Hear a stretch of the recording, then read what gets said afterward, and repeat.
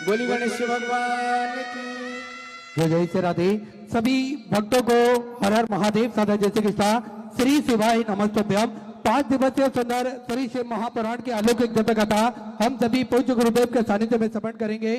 निश्चित ही ये हम सभी का सौभाग्य है, बाबा भोलेनाथ की कृपा से हम सभी को आस्था चैनल के माध्यम से, यूट्यूब फेसबुक के माध्यम से और मीरा बहत्तर मुंबई महाराष्ट्र की इस पावन धारा से सुंदर अलौकिक दिव्य कथा श्रवण करने का जो अवसर प्राप्त हुआ। जिन्होंने ये पवित्र पावन दिव्य शिव महापुराण की कथा को आप और हमारे बीच में पहुंचाया,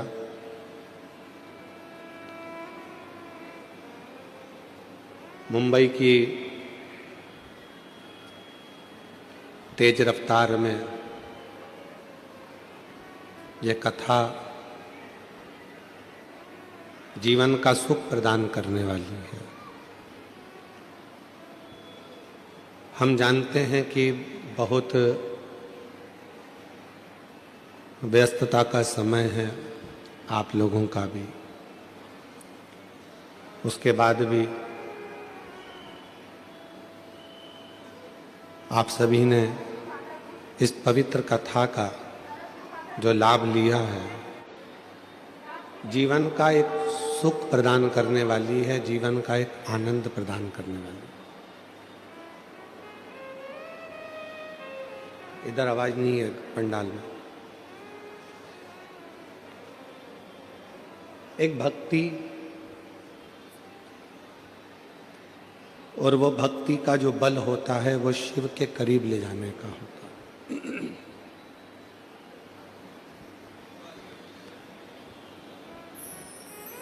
दुनिया के सारे साधन कर लीजिए, दुनिया के सारे सुख अपने पास एकत्रित कर लीजिए,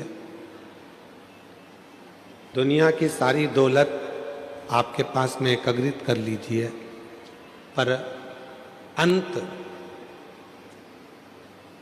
जब व्यक्ति हॉस्पिटल में पड़ा होता है, वेंटिलेटर पर पड़ा होता है, तो वो दौलत सब अटैची भरी की भरी रह जाती है।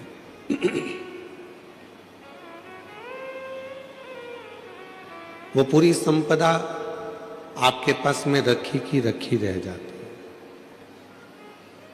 तब डॉक्टर से एक बात आप लोग कहते हैं कि डॉक्टर साहब चाहे कितना भी पैसा लग जाए, हमारे इस व्यक्ति की जान बचा लीजिए। तब डॉक्टर भी कहता है कि मैं पूरी मेहनत करूंगा, पूरा प्रयास करूंगा, जितना मुझसे बन सकता है उतना पूरा प्रयास करूंगा, आगे फिर उस परमात्मा की जो मर्जी होगी वो होगा। मतलब डॉक्टर भी जानता है कि मुझसे भी बड़ा एक डॉक्टर और है जो ऊपर से अपनी लीला करता रहता है। अगर उसने अपना डमरू बजा दिया तो पक्का है कि इसकी जान बच सकती है।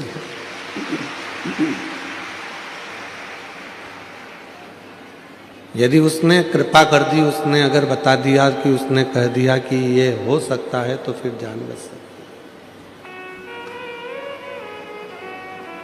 और तेरी कृपा बिना ना हिले एक भी अणु, लेते श्वास तेरी कृपा से तनु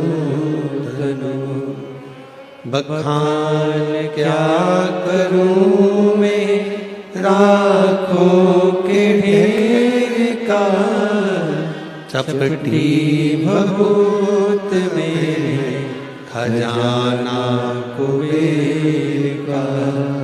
हे गंगाधार मुक्ति द्वार ओमकार तू, भोले ओमकार तू, आयो शक्ति हार शंभु तार तार तू। मतलब डॉक्टर को भी मालूम है कि एक डॉक्टर और है जो बैठा बैठा कुछ लीला करता रहता है। कुछ अच्छा करता रहता है।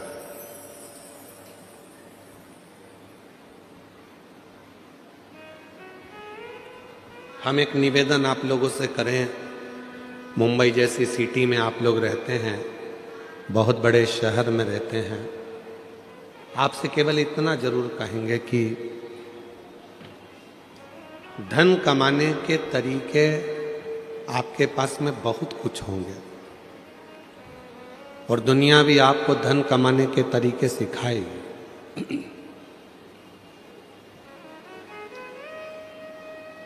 पर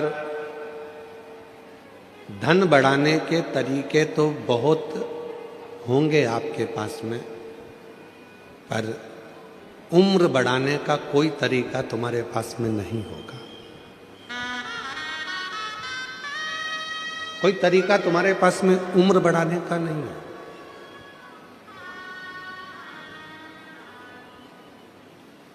हमने कई लोगों को देखा है, पूरी जवानी उनकी कमाने में निकल गई और एक मकान बनाया उनने जोरदार, और विचार करा कि इस मकान में अब मेरी जिंदगी अच्छे से निकलेगी, तो बुढ़ापा ऐसा आया कि पलंग ने पकड़ लिया उसको। डीले कम कर दो और अंदर की भी आवाज बढ़ा के थोड़ा सेट करो। बक्सों की आवाज खोलो, चोंगे की आवाज कम करो।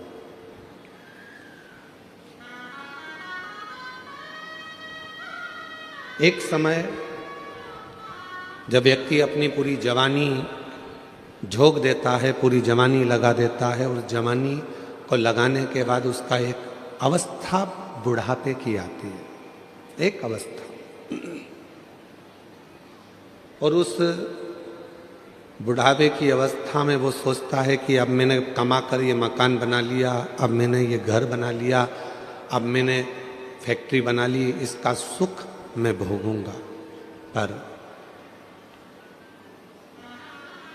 जब दांत होते हैं तब चने नहीं होते हैं, और जब चने होते हैं तब दांत नहीं होते।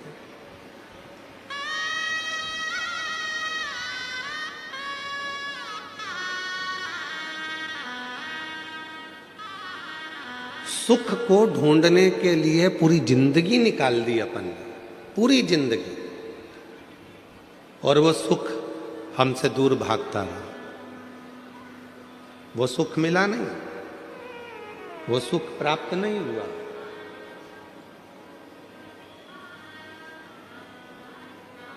आखिरी में फिर मालूम पड़ा कि वो सुख तो हमारे हाथ में लगता ही नहीं, प्राप्त होता ही नहीं, हुआ ही नहीं। एक गेम होता है, साबुन रखा है, शैम्पू रखा है, सर्फ की थैली रखी है, बिस्कुट रखा है, बहुत सारा सामान सामने रखा है। उसको रिंग दिए जाते हैं, 10 रुपए के 5 रिंग। उस रिंग को फेंकोगे, जिसमें चले गया वो तुम्हारा हो गया।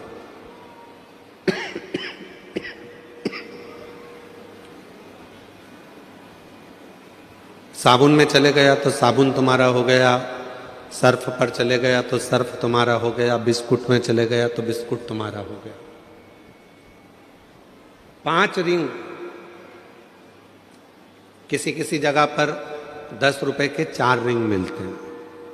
वो फेंकता है, साबुन हाथ में नहीं आता है, फिर फेंकता है, बिस्कुट हाथ में नहीं आता है, फिर फेंकता है, सर्फ की थैली भी हाथ में नहीं आती है, फिर फेंकता है, पेस्ट भी हाथ में नहीं आता है।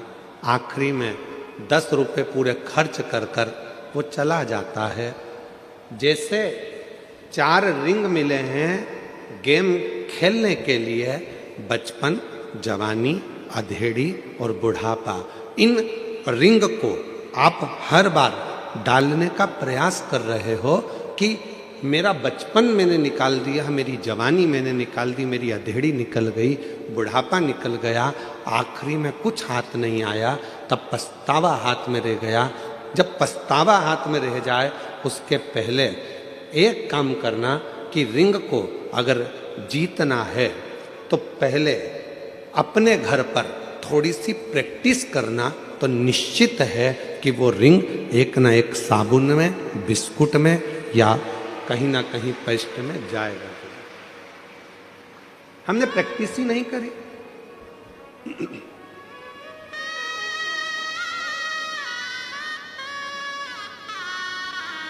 जीवन खत्म हुआ तो जीने का ढंग आया, जब सम्मा बुझ गई तब महफिल में रंग आया।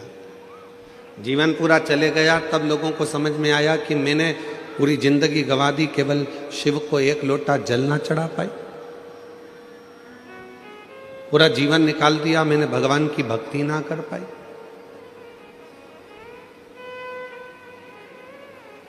मेरा पूरा जीवन निकल गया और मैं भगवान का भजन ना कर पाई।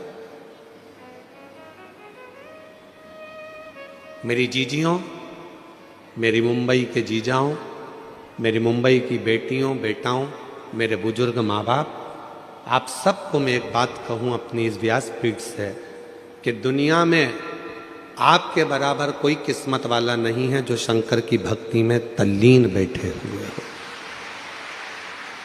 तल्लीन बैठे बहुत हैं।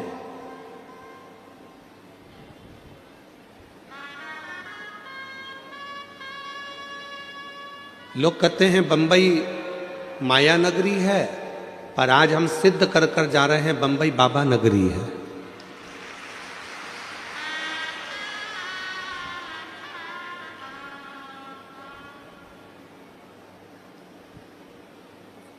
ये महाराष्ट्र छत्रपति वीर शिवाजी का है।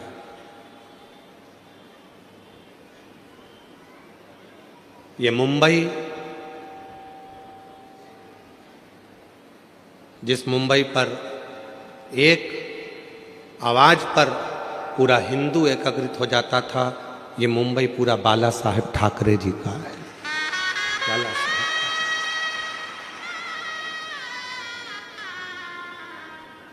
बाला साहेब ठाकरे जी ने 3 चीजें अपनी जिंदगी में बड़ी अच्छी तरह से अपनाई। एक, सत्य को उन्होंने अपनाया। दूसरा, सनातन को उन्होंने बहुत अच्छी तरह से जानकर जनमानस में प्रेरणा दी। और तीसरे नंबर पर बाला साहेब ठाकरे जी ने भगवा को घर घर तक पहुंचाया। वो बाला साहेब ठाकरे जी।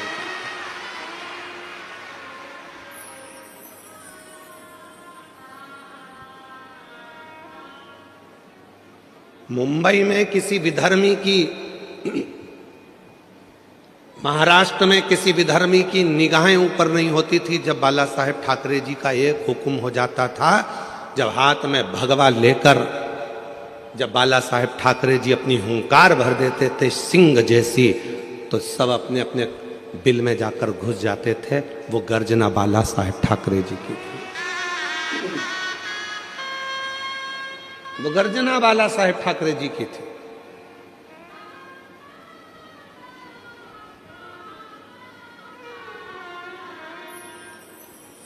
जिस समय पर अमरनाथ जी की यात्रा को रोकने की बात आई थी, उस समय पर भारत की भूमि का कोई व्यक्ति नहीं बोला था। केवल एक मुंबई से, महाराष्ट्र की धरा से, छत्रपति वीर शिवाजी की इस भूमि से एक शेर धाड़कर बोला था, वो थे बाला साहब ठाकरे जी। अगर अमरनाथ की यात्रा रुकी तो तुम्हारी भी आगे की यात्रा रोक दी जाएगी। याद रखना, जाना मुंबई से ही है,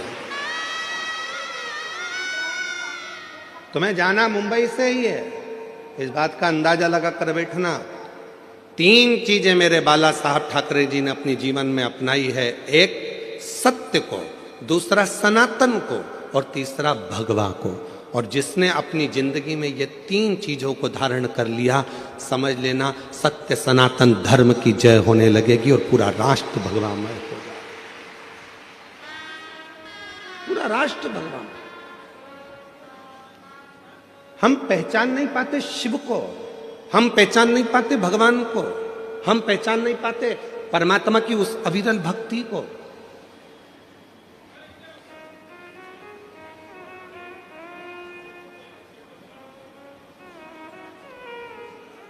मेरी जीजियों, आप जब शंकर जी के मंदिर में एक लोटा जल लेकर जाती हो तो केवल वो जल नहीं रहता, आपका विश्वास रहता है। आप जब शंकर जी के मंदिर में एक लोटा जल लेकर पहुंचती हो तो वो जल नहीं रहता, वो आपका भरोसा रहता है। जब आप शिव जी के मंदिर में एक लोटा जल लेकर जाती हो, वो केवल भरोसा विश्वास नहीं, आपके भीतर की शिव चरणों की दृढ़ता रहती है। आप जब शिव जी के मंदिर में एक लोटा जल चढ़ाने के लिए जाती हो तो केवल वो शिव नहीं रहता, उस समय पर जल ग्रहण करते समय वो आपका पिता, आपका बाबुल, आपका भाई, आपका सखा, आपका मित्र और आपके दुख का हरण करने वाला शिव हो जाता है। वो शिव है। बस याद रखिएगा, हाथ में बांधने वाली घड़ी कभी कभी बंद हो जाती है।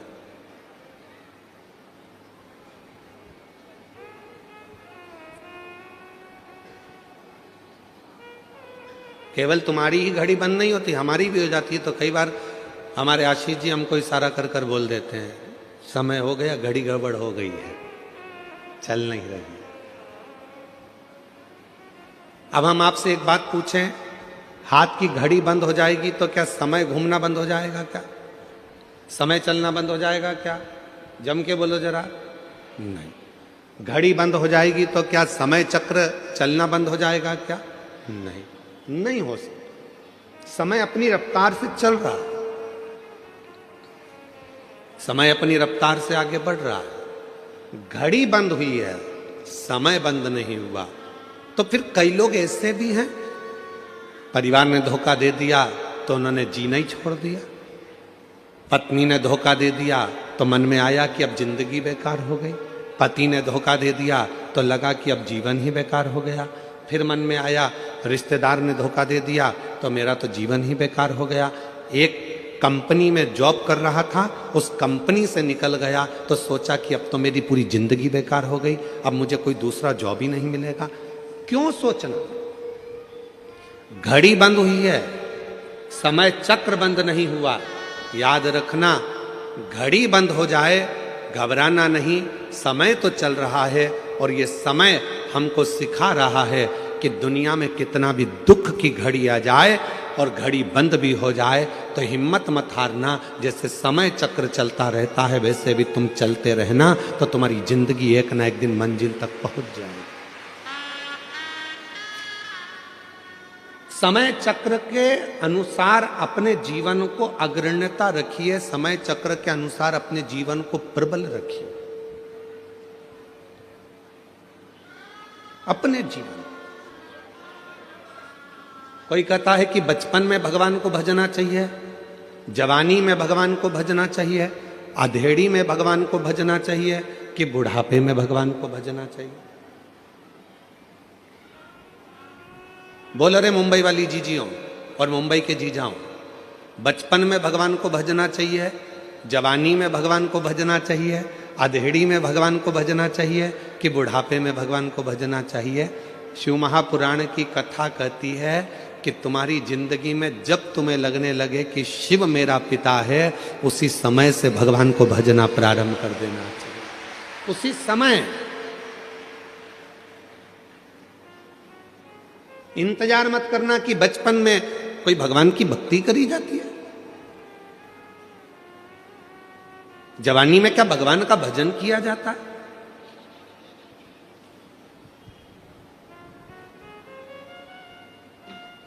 नामदेव जी महाराज बाल्यावस्था से हरि विठ्ठल पांडुरंगा का भजन करते थे।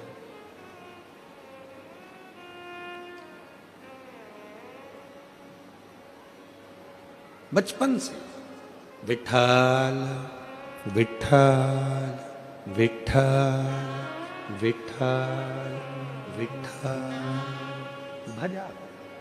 राम कृष्ण हरि जय, राम कृष्ण हरि, राम कृष्ण हरि जय, राम कृष्ण हरि। जप रहे पांडुरंगा हरि विठ्ठल के भजन में नामदेव जी महाराज इतने डूब गए थे कुत्ता रोटी लेकर भागा तो उसके पीछे घी की कटोरी लेकर भागते थे।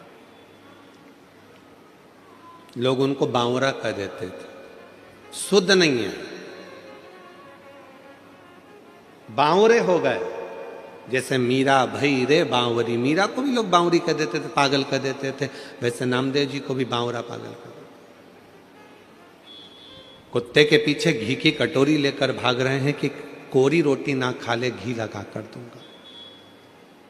उन्हीं नामदेव जी महाराज की झोपड़ी में आग लग जाती है। नामदेव जी को सूचना मिल जाती है कि झोपड़ी में आग लगी, तो नामदेव जी दौड़ कर आते हैं। आग धधक कर जल रही थी। नामदेव जी ने दंडवत प्रणाम करा अग्निदेव को और हाथ जोड़कर कहा, वारे हरि विठ्ठल, इतने दिन से बुला रहा था, आज इतने दिन के बाद आया। गांव के लोगों ने नामदेव जी को हिलाकर कहा, बावरे जैसी बात मत करो, तुम्हारे घर में आग लग गई है। नामदेव जी कह रहे हैं, तुम्हें आग दिखती है, मुझे विठ्ठल दिखता है, बस निगाहों का फेर है, हर जहां में वही परमात्मा दिखता है। बस निगाहों का फेर है, हर जगह में वही परमात्मा दिखता है। तुझ में मुझ में हर एक में विठ्ठल नजर आता है। ये अग्नि नहीं, मुझे मेरा पांडुरंगा नजर आता है। और नामदेव जी ने तुरंत जिस कमरे में आग लगी थी दूसरा कमरा खोल दिया, दूसरे कमरे को खोला, तीसरा कमरा खोल दिया और भगवान से बोला, आओ अंदर प्रवेश करो, इसमें भी चले जाओ, इसमें भी जाओ। और आग लगते लगते दूसरे कमरे में आग लग गई, तीसरे कमरे में आग लग गई। नामदेव जी बाहर गए, जितना सामान अंदर रखा था वो भी उठा उठा के डालने लगे। गांव के लोग सामान को बाहर निकाल रहे थे, नामदेव जी उनसे ले लेकर अंदर डाल रहे थे। गांव के लोगों ने कहा, नामदेव आग लगी है। नामदेव जी बोले, आग नहीं, विठ्ठल आया है। विठ्ठल चोक पुराओ माटी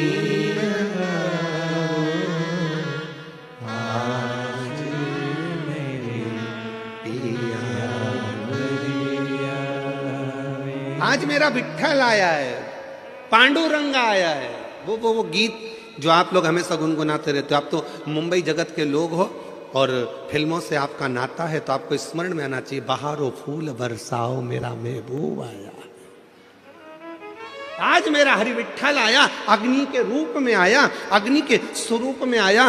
गांव के लोगों ने गादी निकाल ली थी, कम्बल निकाल लिया था, रजाई निकाल ली थी, नामदेव जी ने सब ले जाकर डाल दी। और डालने के बाद गांव के लोगों ने अब देखा पूरा घर धधक कर जल रहा था। अब क्या ओढ़ेगा नामदेव, ठंड पड़ रही है इतनी तेज, क्या करेगा नामदेव। इतने में गांव के लोगों ने कह दिया, अपन ने तो निकाला था कम्बल, अपन ने निकाली थी दरी, अपन ने निकाली थी गादी, इसने सब डाल दी, इसलिए अब इसको रात को कोई भी ना तो दरी देगा, ना कम्बल देगा, ना गादी देगा, इसको ठंड में कुकड़ने दो, ठंड में कांपने दो। नामदेव जी महाराज एक पेड़ की छांव में सो गए। ठंड लग रही थी बहुत तेज, कुकड़ कर सो रहे थे। मेरे हरि विठ्ठल ने विचार करा, इसने मुझे अग्नि के रूप में भी देख लिया और कहा कि मेरा हरि विठ्ठल आया, तो मुझे तो अदा करना पड़ेगा अपना फर्ज। मेरे हरि विठ्ठल ने, गांव के लोग तो चले गए और मेरे हरि विठ्ठल ने नामदेव जी का जो मकान जला था उसी मकान को इतना जोरदार बना दिया और उसमें नामदेव जी को ले जाकर रात की रात में सुला भी दिया। सवेरे गांव के लोगों के नेत्र खुले, गांव के लोगों ने विचार करा, चल कर देखो नामदेव जी की हालत क्या है। जो नामदेव जी को देखने गए तो आम के पेड़ के नीचे नामदेव नहीं थे, मकान के अंदर डनलप का सुंदर गद्दा था, मखवल की रजाई थी, मखवल का तकिया था, खूब आराम से नामदेव जी सो रहे थे। नामदेव जी को जगाकर गांव के लोगों में से एक बहुत धनिक व्यक्ति था, पैसे वाला व्यक्ति था, उसने नामदेव जी को जगाकर पूछा, नामदेव ये बता, ये मकान किसने बना दिया रात की रात में। नामदेव जी बोले, मेरे रिश्तेदार आए थे। अच्छा, ये गादी भी उनने, हाँ, तकिया भी उनने, हाँ, रजाई भी उनने, हाँ। तो उसने कहा, नामदेव इतना जोरदार मकान तो हमने कहीं नहीं देखा, तेरे रिश्तेदार से कह के एक मकान मेरा भी बना दे। नामदेव जी ने कहा, लगा आग, लगा। कोई आग लगा के बस्ती बसा लेता है, कोई आग लगा के बस्ती बसा लेता है, कोई वीराने में भी दीप जला लेता है, वो श्री हरि विठ्ठल के परम भक्त हैं नामदेव, जो हर जगह पर भक्ति के बल पर उस हरि विठ्ठल का दर्शन कर लेते हैं। ये उनके ऊपर हरि विठ्ठल की कृपा है, दया है।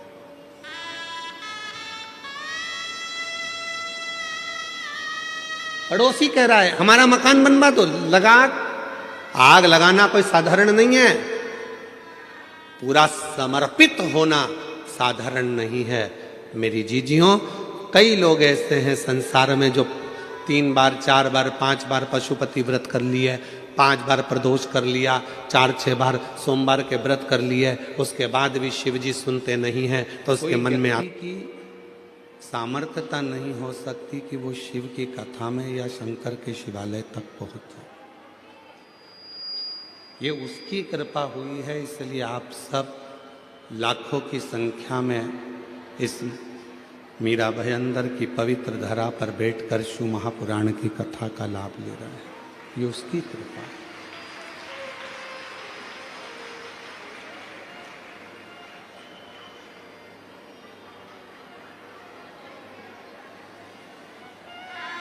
शिव के मंदिर में जाना या शिव की आराधना करना, साधना करना इतना सरल नहीं है।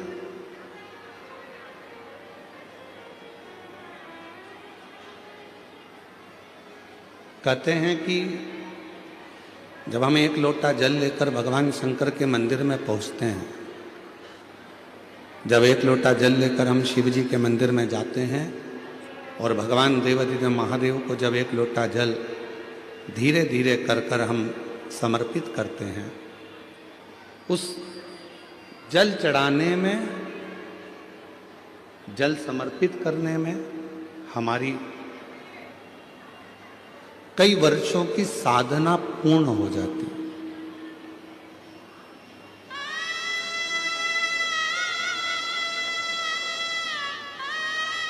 एक बार माता सती जी ने भगवान शिव जी से एक प्रश्न किया था।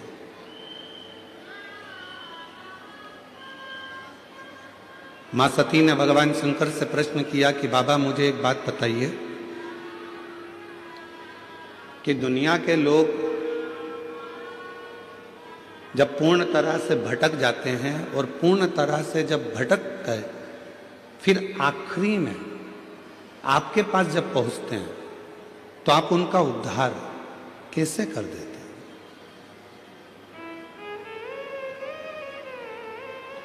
बहुत भटका, दुनिया के ठोकर खाई, दुनिया के धक्के खाए, बहुत दुनिया की चौखट पर हाथ पैर जोड़कर आया, तब जाकर आपके पास पहुंचा, तब पहुंचा। आप उसका कल्याण कैसे कर देते हो? आप कैसे उसका उद्धार कर देते? भगवान शिवजी ने माता सती से कहा, सती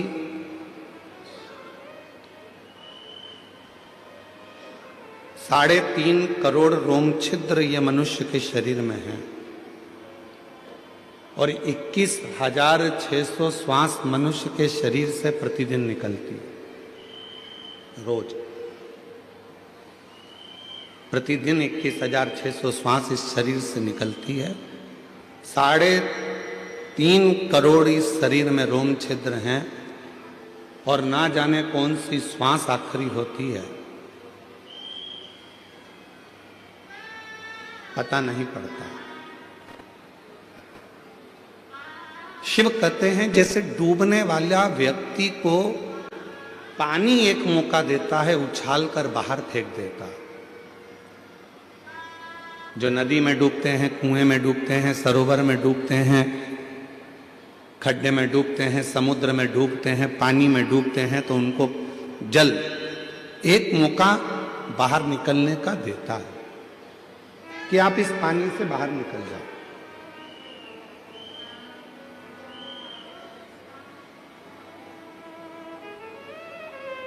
शंकर भगवान मां सती से कहते हैं जैसे पानी, जल डूबने वाले को एक मौका देता है पानी से बाहर निकलने का कि एक मौका मैं तुझे दे रहा हूं, निकल सके तो निकल। जिसको तैरना आता है वो एक मौका पाकर बाहर निकल जाता है, और जो तैरना नहीं जानता वो आखिरी में उसी पानी में डूबकर मर जाता है। उसी में डूब गया और उसी में वो मर गया। डूबा, मरा। जैसे शिव कह रहे हैं कि पानी में डूबने वाले को एक मौका दिया जाता है, पानी एक मौका देता है कि निकल कर बाहर हो जा।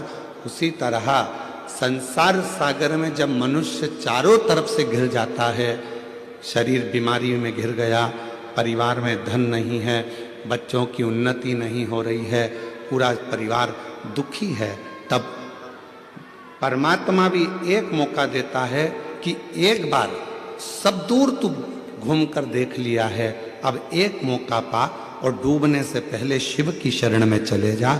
यदि तूने चरण पकड़ लिए तो तू पार हो।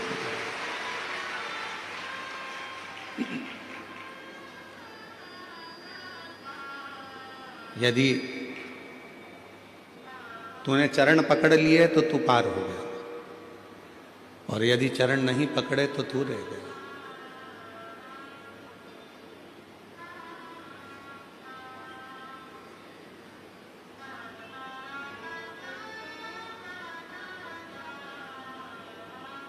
हम भारत में जन्मे हैं, इसलिए भारतीय नववर्ष मनाते हैं चैत्र के महीने में, गुड़ी पड़वा के दिन।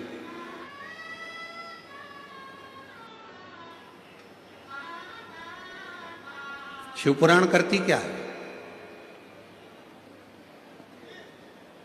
शिव महापुराण का कार्य क्या है? जो होश में है शिवपुराण उसमें जोश भरती है। किसको जोश भर रही है? जम के बोलो। जो होश में है। शिवपुराण क्या करती है? जो होश में है उसको जोश भरती है। होश कैसा? कई लोग होते हैं नशे में रहते हैं, उनको होश ही नहीं रहता।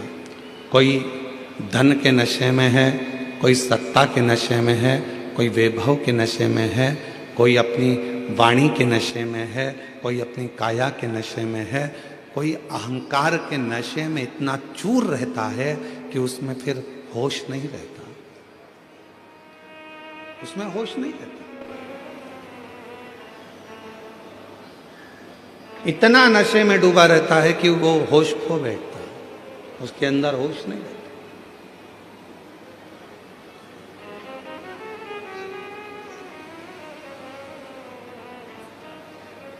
नशा केवल मदिरा का, दारू का नहीं होता, नशा अहंकार का भी होता है, धन का भी होता है। और याद रखना,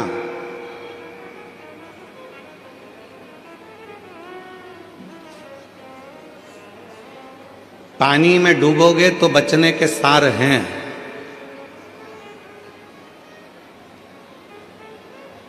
पानी में डूबोगे तो बच भी सकते हो, पर याद रखना दारू की प्याली में डूबोगे तो जिंदगी में कभी नहीं बच पाओगे। पानी में डूबने वाले को बचाया जा सकता है, पानी में डूबने वाले को रोका जा सकता है, पानी में डूबने वाले को थोड़ी सेफ्टी दी जा सकती है, पानी में डूबने वाले को बचाया जा सकता है, पर प्याली में डूबने वाले को बचाना कठिन हो जाता है, बहुत कठिन।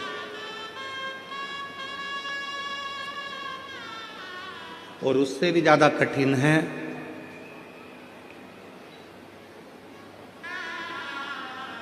अहंकार के नशे में डूबने वाला व्यक्ति, अभिमत्ता में डूबने वाला व्यक्ति।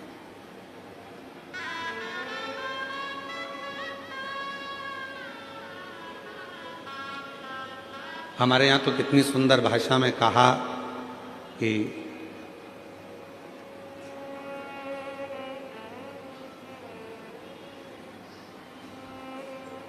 कोई भाग्य से, कोई किस्मत से ये शिव महापुराण की कथा अपने नगर में, अपने गांव में, अपने शहर में आती है।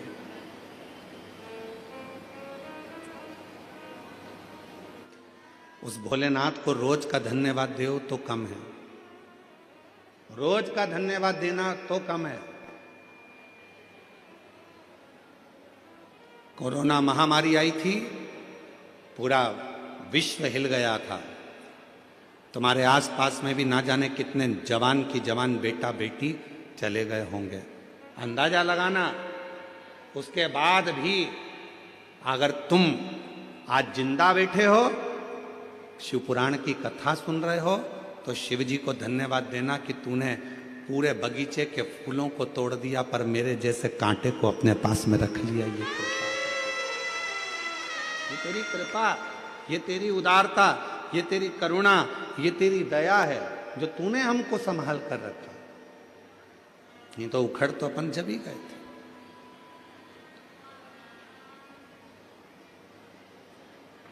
एक होती है गुलाब जामुन, एक होता है गुलाब का फूल। किस किस ने देखी है दोनों चीजें? हाथ उठाओ जल्दी से। सबने देखी है?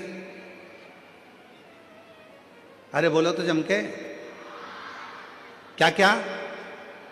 गुलाब जामुन और गुलाब का फूल। किसी पंडित जी से पूछना, किसी ज्योतिष आचार्य से पूछना, इन दोनों की राशि एक ही है। जो गुलाब जामुन की राशि है वही गुलाब के फूल की राशि है। दोनों में सबसे ज्यादा ऐश में कौन रहता है? गुलाब जामुन। मावे से बनती है खोए से, घी में तरबतर रहती है तलाकर। मावे को भी घी में तला जाता है, जो जिसमें घी भरा हुआ है वो घी के मावे की गुलाब जामुन को घी में तला जाता है, फिर घी में से निकालकर काय में डालते हैं? चाशनी में डालते हैं। कितनी तरबतर रहती है, घी में तरबतर, चाशनी में तरबतर, इलायची में तरबतर, केसर में तरबतर। इतनी सुख की जिंदगी जीती है गुलाब जामुन। और वो गुलाब का फूल कांटों में पैदा होता है, कांटों में बड़ा होता है, कांटों में रहता है। पर दोनों की राशि एक जैसी है, पर दोनों में अंतर क्या है? गुलाब जामुन भले चाशनी में रही हो, गुलाब जामुन भले घी में रही हो, पर खाने के बाद भ्रष्टा में चली जाती है, गंदगी में चली जाती है। और गुलाब का फूल भले कांटों में रहा हो, पर टूटने के बाद मेरे देव अधिदेव महादेव के चरणों में चला जाता है।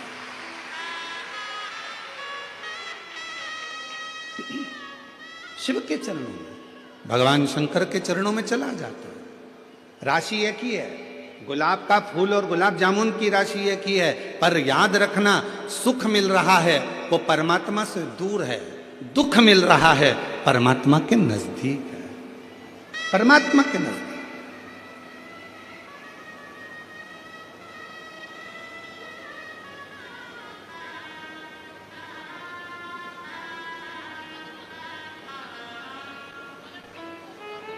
महाराज, कई लोग कहते हैं कि कथा में मंदिर तो गरीब लोग जाते हैं।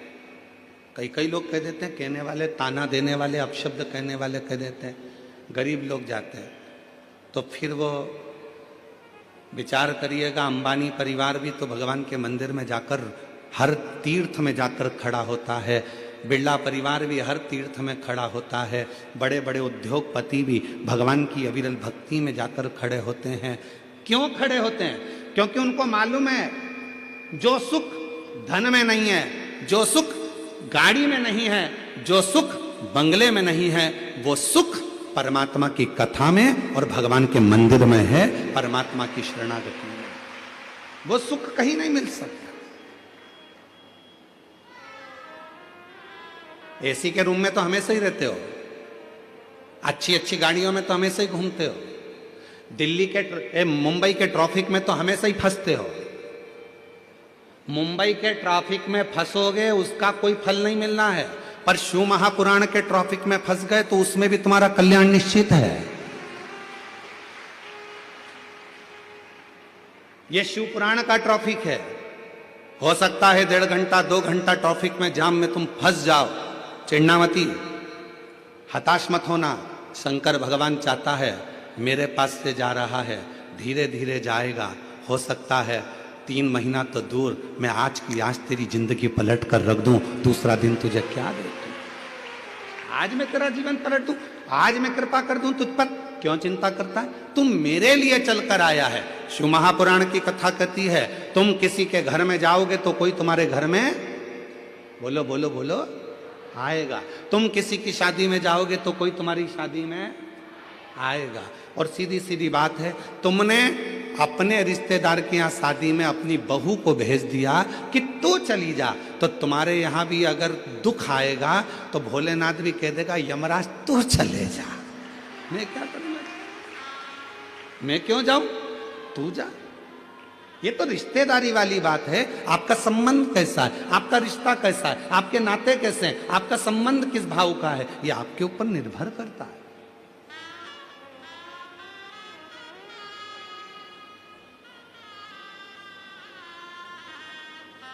आप उसके आश्रित होकर जिए। सती मैया कह रही है शिवजी से, आप इन संसार के लोगों को तार कैसे देते हो? शंकर भगवान ने कहा, सब दूर से हताश होकर जब वो मेरे पास में आता है तो मेरा हो जाता है, मेरा।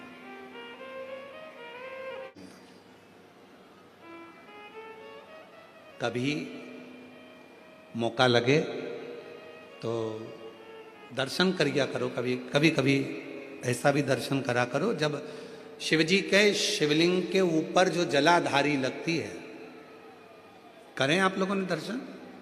शिवजी के शिवलिंग के ऊपर जो जलाधारी होती है और जलाधारी में से बूंद बूंद पानी शंकर भगवान के ऊपर गिरता है, शिवजी के ऊपर गिरता है। कभी कभी उसका भी एक प्रेम से दर्शन करा करो, बहुत ध्यान से दर्शन करा करो कभी उसका। आप लोगों को पहले भी कहा कि जो जलाधारी होती है जिसमें से बूंद बूंद पानी गिरता है, वो शंकर भगवान की 5 लड़कियां हैं। कितनी बेटियां हैं?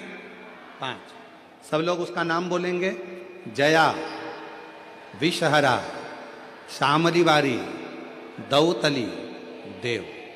ये शंकर भगवान की 5 लड़कियां हैं जो शिवजी के ऊपर निरंतर एक एक बूंद पानी गिरा रही है। निरंतर जल गिर रहा है, निरंतर जल पड़ रहा है। कभी अगर मौका मिला करे तो एक बार जब आप शिव जी को जल चढ़ाने जाओ, लोटा भर के जल चढ़ाने जाओ, भगवान शंकर को जल अर्पित करने जाओ, तो कभी कभी अगर तुम्हारे थोड़ा सा समय तुमको तुम्हारे घर से अगर मिल जाए तो 2-5 मिनट शिव जी की जलाधारी में से जो पानी गिरता है उसका भी दर्शन करा करो, उसका दर्शन किया। कभी कभी। और यहां तक शिवपुराण कहती है, जलाधारी में से जब पानी गिर रहा हो और भगवान तुम्हारे हाथ में अगर कोई बेलपत्री का पत्ता हो, नहीं हो तो मंदिर की बेलपत्र जो चढ़ी चढ़ाई हो वो भी अगर आपने शिवलिंग पर चढ़ा दी और थोड़ी देर बैठ गए और बूंद बूंद पानी उस पर से गिर रहा है, थोड़ी देर वो जया, विषहरा, शामली बारी, दौतली, देव, वो बूंद बूंद पानी उसमें से गिर रहा है, उसको गिरने दो। और थोड़ी देर दर्शन करने के बाद उस बेलपत्र को डॉक्टर जिसको कह दे कि इसकी ब्लॉकेज ज्यादा है, इसका ऑपरेशन करना पड़ेगा, बाईपास करना पड़ेगा, डॉक्टर साहब से कहना मुझे 2 दिन दे दो मात्र, परसों के दिन बाईपास करा लूंगी, या 2 दिन आप ट्रीटमेंट करो।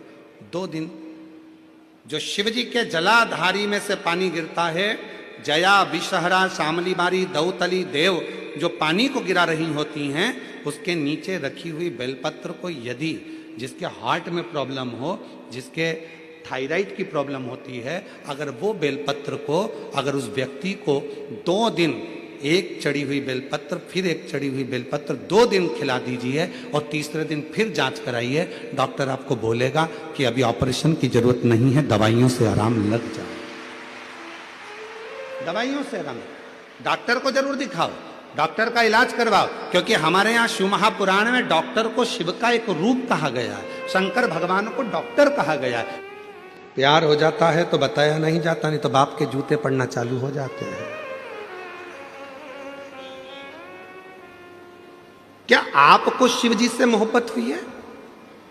वो माँ ने पत्र में लिखा, आपकी कथा सुनते सुनते मुझे शिव जी से मोहब्बत हो गई। क्या आपको शिव जी से मोहब्बत हुई है, हम कहेंगे हमारा तो पूरा जिगरा शिव में बसता है, मोहब्बत तो बहुत छोटी सी चीज है। पूरा जिगरा, मोहब्बत तो बहुत छोटी सी चीज।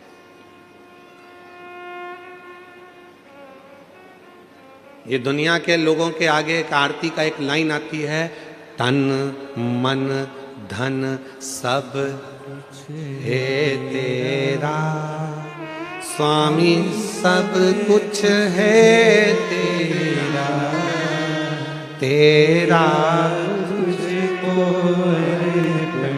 प्रभु का प्रभु को समर्पण, क्या लागे मेरा।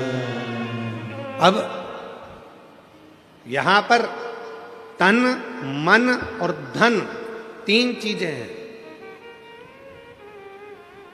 तीन चीजें, मतलब ये दृष्टि भी तुम्हारी है, ये मेरा स्वरूप भी तुम्हारा है, पूरा स्वरूप।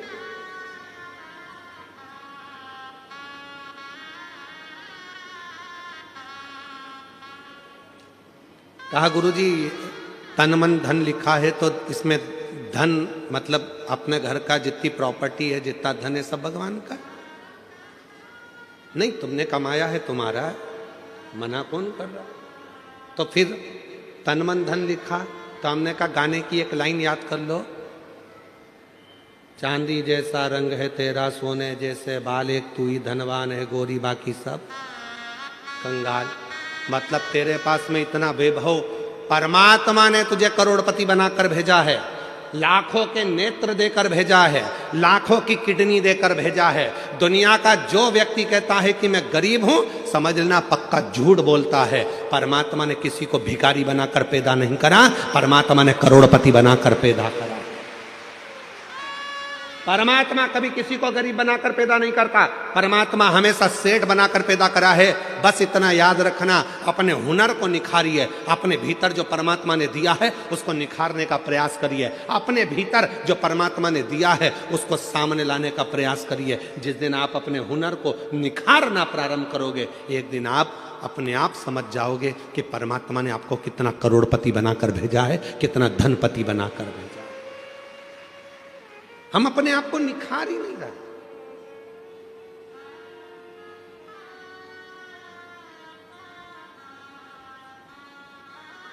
कई माताएं अपने बच्चे से कहती हैं,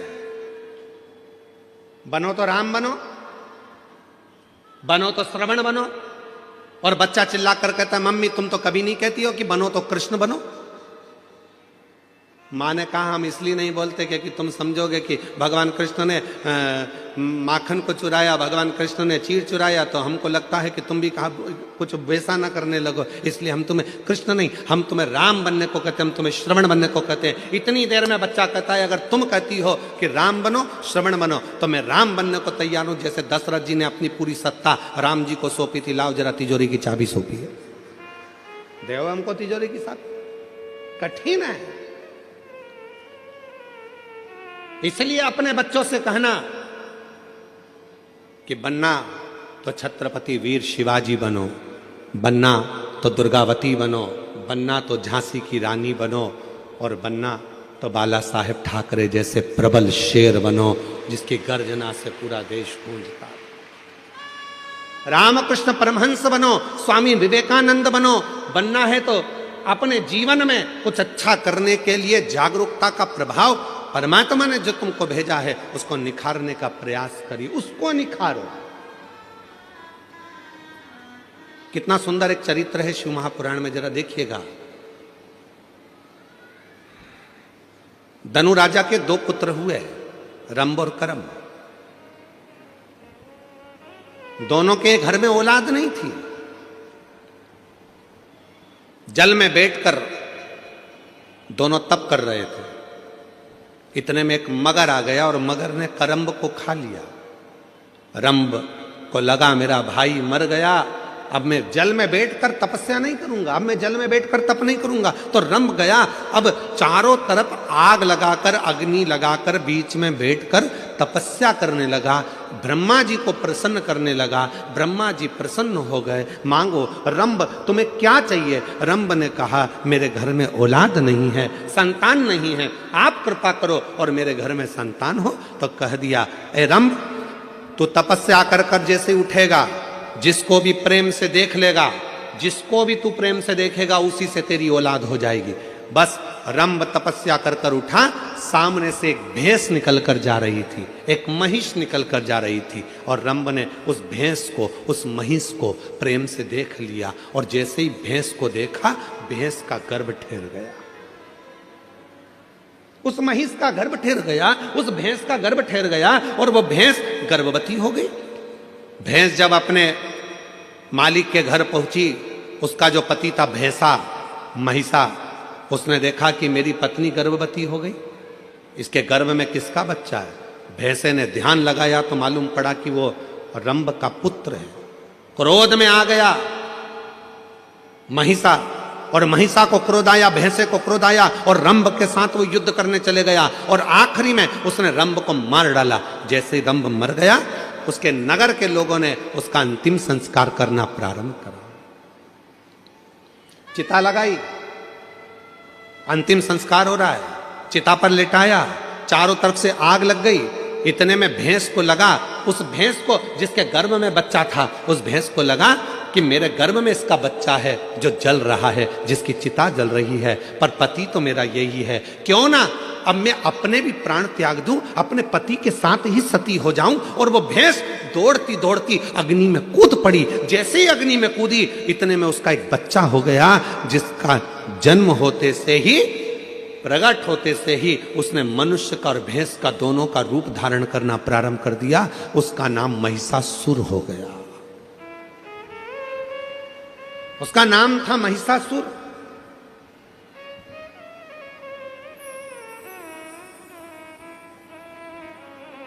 भैंस का रूप धारण कर कर, भैंसे का बड़ा रूप धारण कर कर सामने आ गया।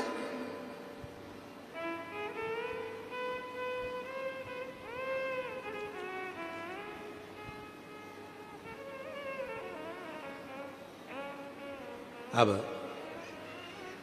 महिषासुर ब्रह्मा जी का तप करा, वर मांगा, मुझे वर दीजिए ब्रह्मा जी। ब्रह्मा जी ने पूछा कौन सा वर चाहिए? तो ब्रह्मा जी से कहा मुझे वर दीजिए कि मुझे कोई पुरुष ना मार सके। और महिषासुर ने मन में सोचा कि किसी स्त्री में ऐसा बल नहीं है जो मुझे मार दे, अगर मरूं तो स्त्री के हाथ से मरूं।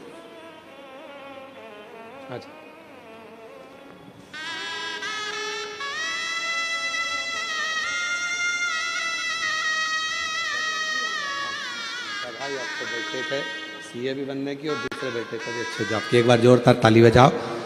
दोनों बच्चों का अच्छा जॉब भी लगा और दोनों बच्चों का विवाह भी हुआ। बहुत बहुत बधाई आपको। महिषासुर को वर मिल गया, मरूं तो एक स्त्री के हाथ से मरूं, तथास्तु।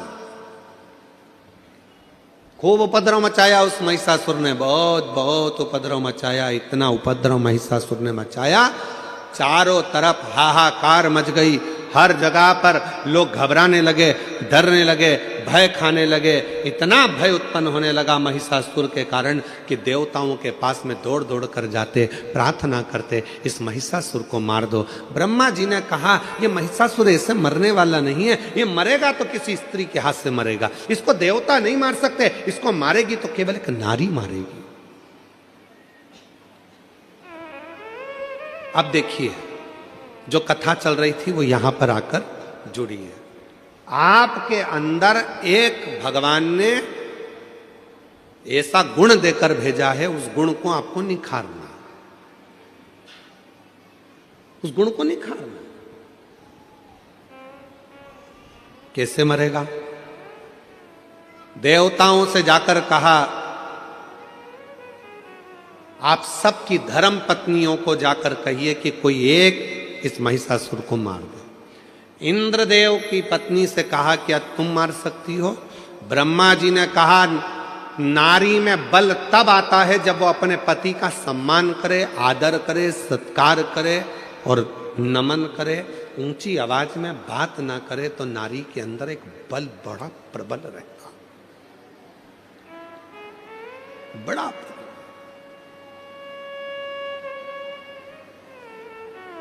मेरी जीजियों, हम जानते हैं आप सब बहुत अच्छे शहर में रहते हो, बहुत विद्वत शहर है मुंबई, बहुत विद्वत शहर है।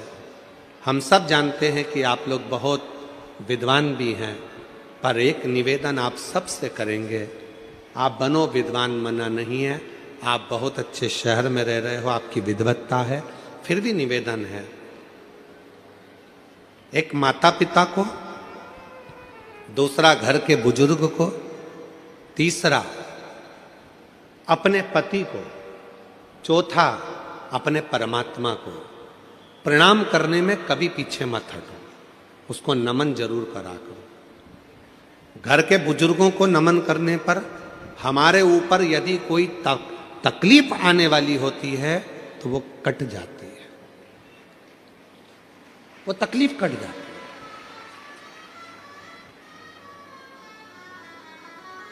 अपने माता पिता को प्रणाम करने में बिल्कुल संकोच मत करो, कोई संकोच नहीं होना चाहिए अपने मां बाप को प्रणाम करने में।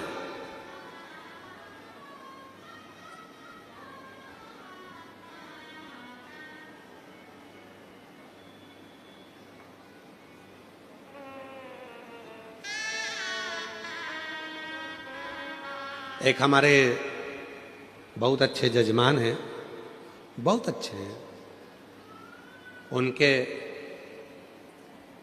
4 लड़के हैं, 2 विदेश में रहते हैं, 2 इंडिया में रहते हैं, भारत में, और बड़े बड़े शहर में रहते हैं। और हमारे जजमान ब्यावरा के पास में रहते हैं। तो हमने उनसे कहा कि अब तुम बुजुर्ग हो गए हो दोनों, तो बेटों के पास क्यों नहीं चले जाते? तो कहा गुरुजी हम गए थे, हम विदेश के दोनों बेटों के पास गए, हमारा एक बेटा बेंगलोर में रहता है, हम वहाँ भी गए, फिर एक हमारा बेटा हैदराबाद में रहता है, हम वहाँ भी गए। अच्छा, तो फिर अब इस अवस्था में, इतनी बुढ़ापे अवस्था में तो तुमको बेटों के पास रहना चाहिए, तो फिर यहाँ क्यों वापिस ब्यावरा आ गए, फिर वापिस यहाँ रह रहे हो, क्यों? गुरुजी हम वहां रह तो रहे थे, पर ऐसा लग रहा था कि वहां से हमारा अपनापन खत्म हो चुका था। गुरुजी, माँ बाप के पास जैसे बेटा रहता है, उसको लगता है कि ये मेरे माँ बाप हैं और इनके पास जो कुछ भी है उस पर मेरा हक है। जैसा बेटा रहता है अपने माँ बाप के पास में और उसको लगता है कि ये मेरे माँ बाप है और उनके पास जो है उस पर मेरा हक है, पर आज हम आपसे कहते हैं गुरुजी, जब माँ बाप अपने बेटे के पास रहते हैं तो ऐसा लगता है कि हम किसी पड़ोसी के घर में कुछ दिन रहने के लिए आए हैं, किसी पड़ोसी के घर में आए, हमें अपना हक नहीं लगता, डर लगता है। सामान तेज गिर गया, बेटा जाग कर आएगा कुछ कह देगा, पानी ज्यादा गिर जाएगा तो बहू कुछ कह देगी, कुछ कहूंगी तो पोता पोती कुछ कह देंगे, डर सा रहता है। इसलिए गुरुजी हम उनके पास नहीं, अपने गांव में ब्यावरा के पास में रहते हैं, 2 रोटी बनाकर खा लेते हैं, कम से कम भय की जिंदगी तो नहीं जीते, अपनी गुड जिंदगी को जीने का प्रयास करें। क्यों हो रहा है, किस लिए हो रहा है, क्या कारण है जो आज माता पिता को अपने बच्चों के पास रहने में भय उत्पन्न होने लगा है? भय लगता है क्यों? क्योंकि हमने उसको आदर करना बंद करवा दिया। आप सिखाओ, 4 जगह पर झुकने पर कभी भी आप हार नहीं मान सकते। माता पिता के आगे झुकिए, घर के बुजुर्गों के आगे झुकिए, दूसरे नंबर पर, तीसरे नंबर पहले घर के माँ बाप के आगे झुकिए, घर के बुजुर्गों के आगे झुकिए।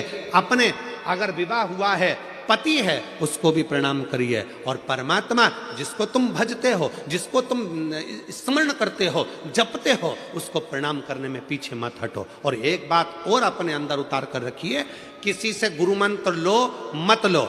आज के जमाने में 50 बार सोचना पड़ता है कि गुरु किसको बनाया जाए, इसको बनाए गुरु, उसको बनाए गुरु, उसको बनाए गुरु। आज के जमाने में किसी पर भरोसा भी नहीं टिक पाता, ना जाने कौन ऐसा मिलेगा जो हमारी जिंदगी नाश कर कर चले जाएगा। तो गुरु भी सोचना पड़ता है, अच्छा कब मिलेगा, कैसा मिलेगा, क्योंकि आज के जमाने में गुरु फिरे बाजार में, हमसे दीक्षा ले, हमसे गुरु मंत्र लो, हमसे दीक्षा लो, गुरु फिरे बाजार में, हमसे दीक्षा ले, तुम नरक पड़ो चाहे स्वर्ग जाओ, पर लिफाफा हम ही को दो। आज के गुरु तो ऐसे हो गए हैं जो केवल धन की चाह करते हैं। पर याद रखना, अगर कोई गुरु नहीं मिल रहा, किसी को आप गुरु नहीं बना पा रहे हो, तो एक काम करना, अपने शंकर को एक लोटा जल चढ़ाकर श्री शिवाय नमस्तुभ्यम बोलकर मंत्र का जप करना प्रारंभ कर दो। शिव को गुरु बना लो, वो शंकर तुम्हें पार लगा दे, वो शिव तुम्हें पार लगा। शिव को गुरु बनाओ,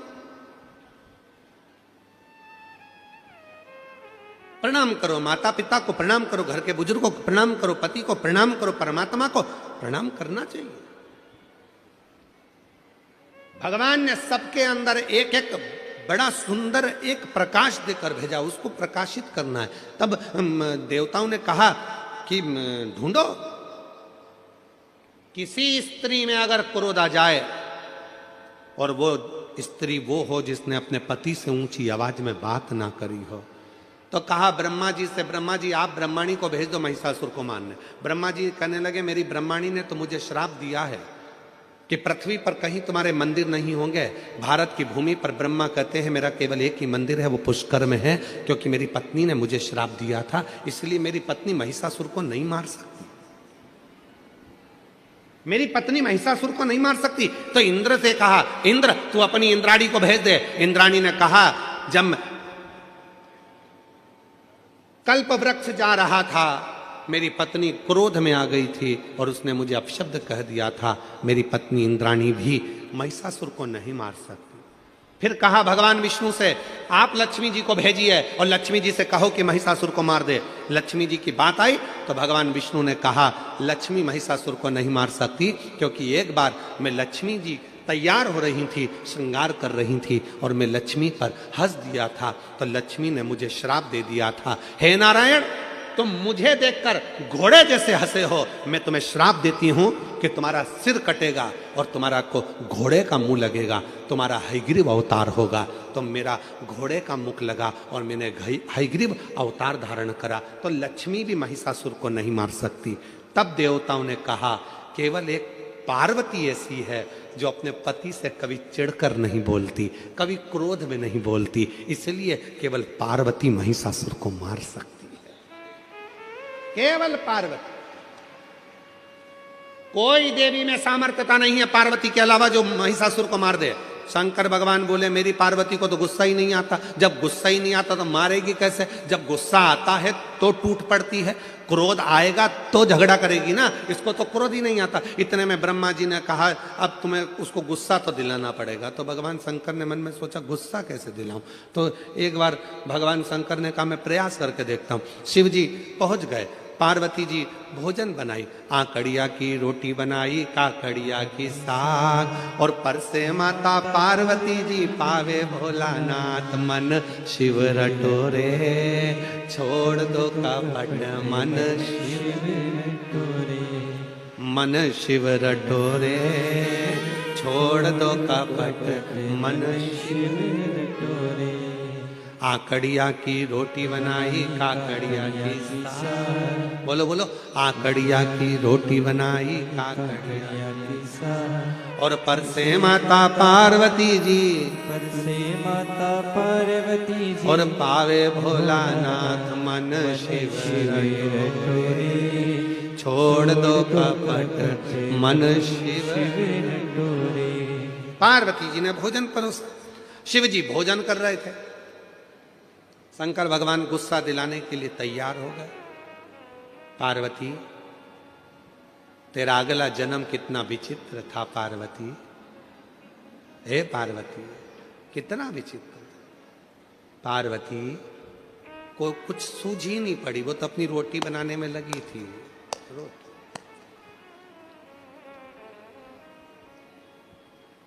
फिर भगवान शिव जी ने कहा, पार्वती तेरे पिताजी हिमालय राज के पास में इतना धन था, कन्यादान में एक फूटी कोड़ी नहीं दी तेरे पिताजी ने। तेरे पिता ने एक फूटी कोड़ी नहीं दी। सोचा था शिव जी ने कि पार्वती को गुस्सा आ जाएगा। पार्वती तेरे पिताजी के पास में कितना धन था, गाड़ियां, अलमारियां, वैभव सब था, फिर भी तेरे पिताजी ने कुछ नहीं दिया। पार्वती जी सिर पे पल्लू लेके मुस्कुरा के बोली, मेरा पिता तो दे दे था, तुम्हारे घर में रखने की जगह है। शंकर भगवान मन में सोचे, मैं इसके बाप के ऊपर पहुंचा, ये मेरे बाप के ऊपर पहुंच गई, क्या बोलूं, गुस्सा तो आ ही नहीं रहा। तब शिव जी ने ध्यान लगाकर फिर कहा, पार्वती सूखे पत्ते खाते खाते तू एकदम अर्पणा हो गई थी, काली पड़ गई थी, याद है तुझे? मैंने तुझे काली कहा था। इतने में पार्वती जी बोली, तुम्हें सोचना चाहिए, इतने समय के बाद में थक गई, जब तप कर कर कर काली पड़ गई, तब तुम मुझे लेने आए, पहले या जाते तो मैं काली नहीं पड़ती। शिव जी मन में सोचे, गलती मेरी गिना रही है, पर इसको गुस्सा तो आ ही नहीं रहा।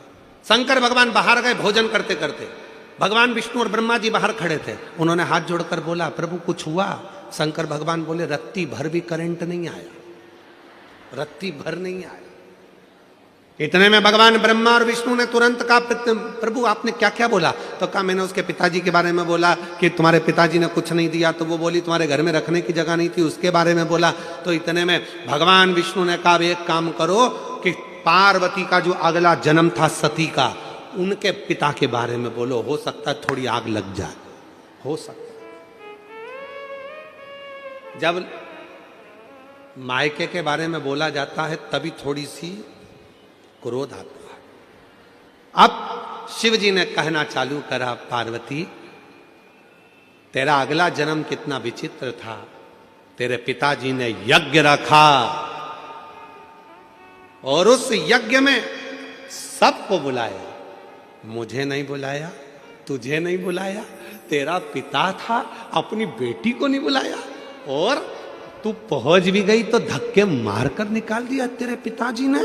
इतनी देर में तो पार्वती जी जो आटा उसन रही थी उसको और जम के उसनना चालू करा, और जम के। आज भी आटा उसनने के बाद आटे में 3-4 उंगलियां दबाई जाती है। आप लोग दबाते हो कि नहीं दबाते हो मालूम नहीं, देखा है आप लोगों ने?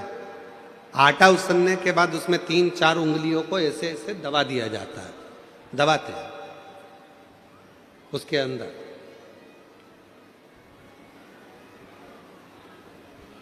क्यों दबाते हैं?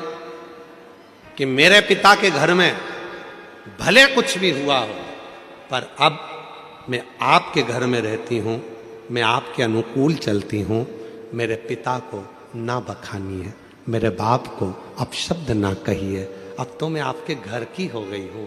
ये आटे पर उंगली बनाने का मतलब है कि अब मैंने सील ठप्पे सब तुम्हारे घर के लगवा लिए हैं, अब सारी प्रॉपर्टी तुम्हारी, जमीन जायदाद मकान सब मेरा और तुम्हारा है, तो अब पिता का क्यों बखानना, पिता का क्यों कहना?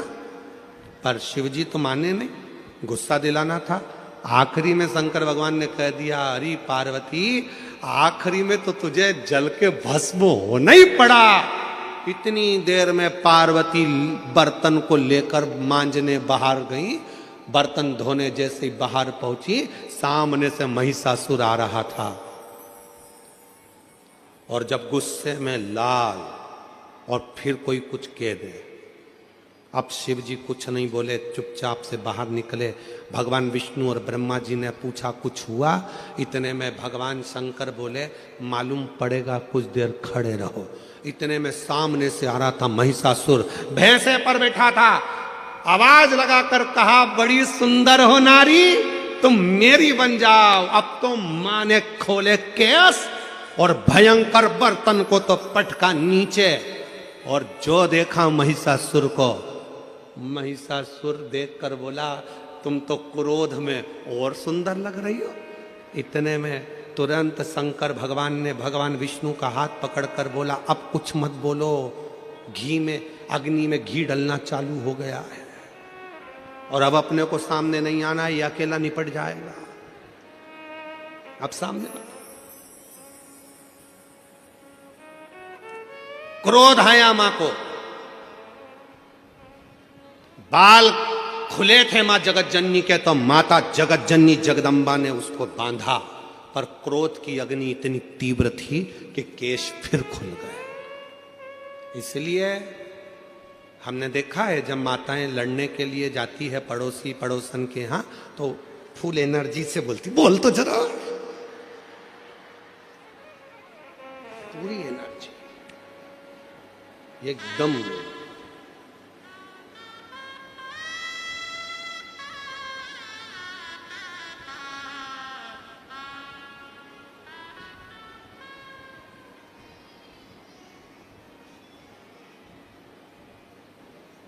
वो कई माताएं जूड़ा बांध के उसमें ऐसा फूल लगा लेती है, ऐसे ऐसे थोड़ा थोड़ा थोड़ा थोड़ा चारों तरफ फूल लगाती।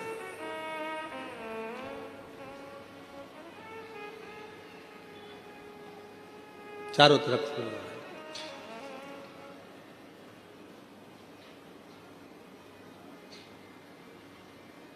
हमारा निवेदन है, वो फूल देखकर फ्लावर मत समझ लेना।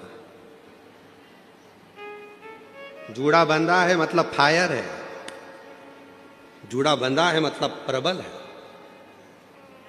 पार्वती मैया ने अपना जूड़ा बांधा, जो जाने लगी केश फिर खुल गए। इतने में महिषासुर बोला मैं तुझे अपनी बनाऊंगा। पार्वती जी ने जो जगदम्बा का रूप रखा, ठहाका लगाया, सिंह को बुलाया, भैंसे पर था महिषासुर, मां चढ़ गई सिंह पर। सारे देवता पुकारने लगे मेरी मां को, सारे सारे। और जब महाराज,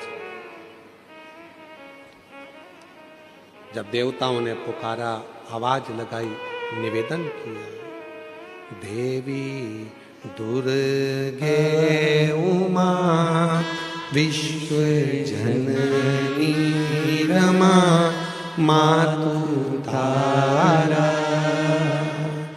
एक जगदम्बा तेरा सहारा।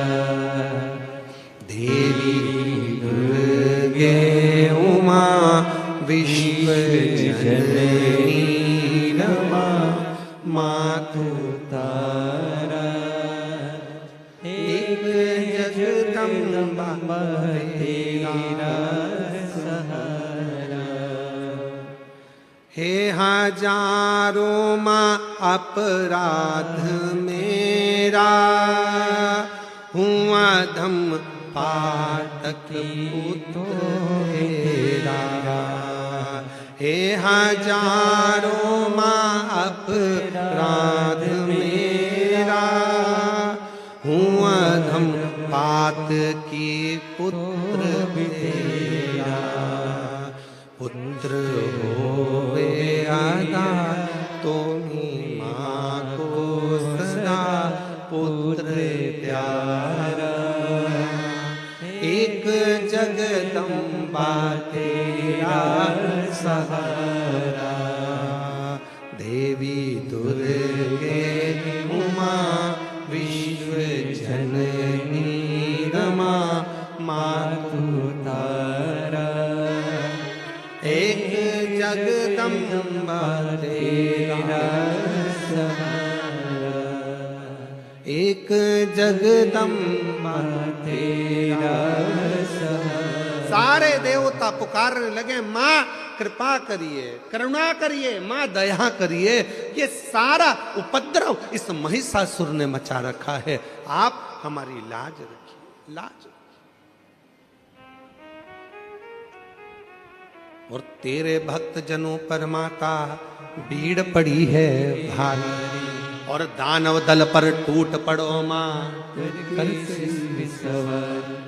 माँ ऐसी कृपा कर, हजारों लाखों शेरों पर सवार होकर गर्जना करती हुई इस महिषासुर पर टूट पड़।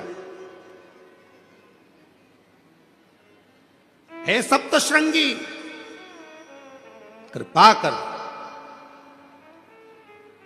हे मां मुंबा देवी कृपा कर, हे मां चंडी कृपा कर, हे मां कमला कृपा कर, करुणा कर।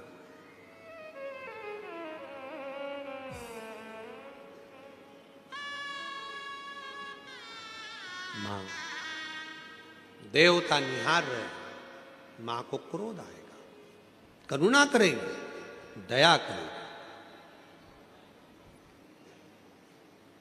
टूट पड़े।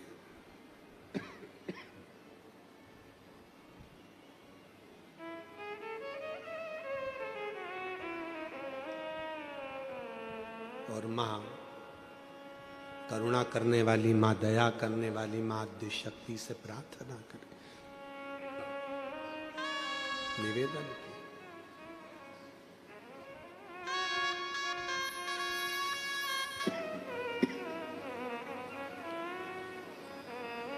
मैया को क्रोध आ गया। रिटर्न बढ़ाओ, बाहर की आवाज ज्यादा आ रही है अंदर। माता को क्रोध आ गया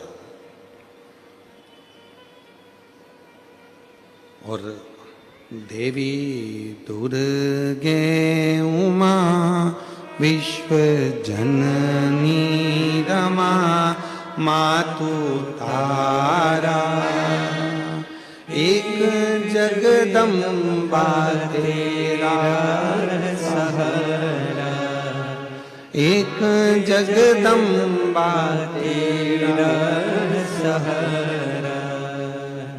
माँ हजारों सिंह के ऊपर चढ़कर, सिंह की सवारी कर कर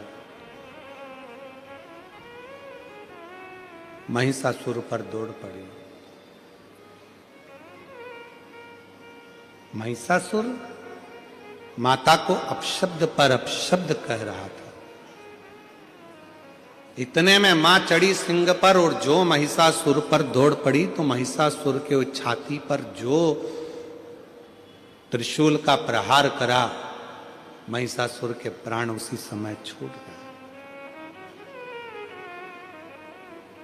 देखिए जरा कितनी कृपा है मां की। भगवान शंकर ने केवल माता को थोड़ा सा बल दिया है। जब महिषासुर का मर्दन हो गया, महिषासुर समाप्त हो गया, तो मां पार्वती जी ने शिव जी से कहा, इतनी शक्ति मुझ में कैसे प्रकट हो गई जो मैंने इतने बड़े असुर का संहार कर दिया। इतने बड़े असुर का संहार मैंने करा है, इतनी शक्ति मुझ में प्रकट कैसे हुई। भगवान देवादिदेव महादेव ने कहा, सुनो पार्वती, तुम जब महिषासुर का संहार कर रही थी उसी समय मैंने भगवान ब्रह्मा और विष्णु के सामने संपूर्ण जगत की स्त्रियों को, घर में जन्म लेने वाली एक बेटी को, घर में जन्म लेने वाली एक नारी को, घर में जन्म लेने वाली एक कन्या को, घर में जन्म लेने वाली एक स्त्री को मैंने उसी समय पर वर दे दिया था कि जगत में, संसार सागर में, पृथ्वी पर जो भी कन्या, एक लड़की अगर पृथ्वी पर जन्म लेगी तो उस नारी के संग में शंकर भगवान की आदि शक्ति भी उसके अंदर विराजमान कर रहे।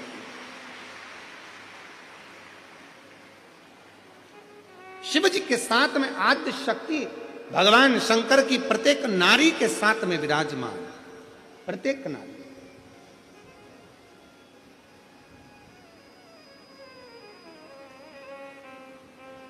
और देवी दुर्गे उमा विश्व जननी रमा मातु तारा एक जगदम्बा तेरा सहारा, एक जगदम्बा तेरा सहारा। माँ आद्य शक्ति माँ दुर्गा जगत जननी जगदम्बा अम्बा भवानी माँ ने कृपा करी, करुणा करी, दया करी। तो शिव कथा कर रही है। मेरे ओघड़दानी, मेरे शंभु भगवान कहते हैं, मेरे शंकर भगवान कहते हैं, ये शिव महापुराण की कथा कहती है संसार का प्रत्येक मनुष्य, चाहे स्त्री हो चाहे पुरुष हो, जब एक लोटा जल शिवलिंग पर आकर समर्पित करते हैं तो उनमें एक अलग से ऊर्जा, अलग से शक्ति, अलग से बल शंकर कहते हैं मैं प्रदान कर देता हूं। उसमें बल अपने आप आ जाती, शक्ति अपने आप आ जाती।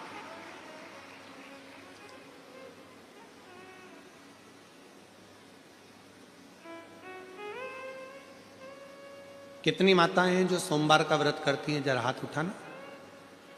बहुत सारी हैं। रखो रखो, रखिए।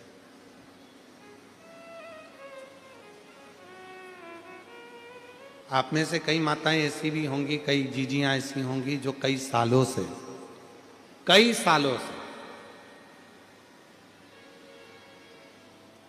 हो सकता है आप में से कई माताएं ऐसी हों जो कुंवारी अवस्था में भी अपने मायके में भी व्रत करती हैं।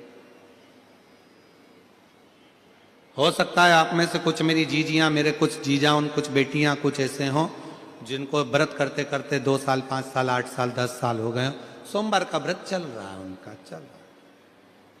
कई बार पति भी कह देते, परिवार के लोग कह देते, तुम्हारे अंदर इतनी शक्ति, तुम्हारे अंदर इतना बल, तुम्हारे अंदर इतनी एनर्जी कहाँ से आ जाती है जो तुम इतना ये सोमवार का व्रत इतने समय से कर रहे हो, इतना बल कैसे आ जाता है, इतनी शक्ति कैसे आ जाती है? तो कई बार माताएं कह देती हैं कि ये हमारी शक्ति नहीं है, हम तो जिस शिव जी की आराधना कर रहे, शंभु शंभु, हम जिस देवादिदेव महादेव की आराधना कर रहे हैं, ये वही शिव शक्ति प्रदान करता है, कोई दूसरा नहीं दे सकता।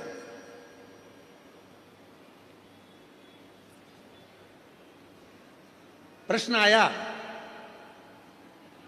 जिस समय पर भगवान देवादिदेव महादेव की पवित्र कथा श्रवण करना थी, बिंदुक को प्रेत योनि से मुक्त करना था और चंचुला देवी शिव महापुराण की कथा तुमरुका जी से श्रवण करने के लिए बैठी थी।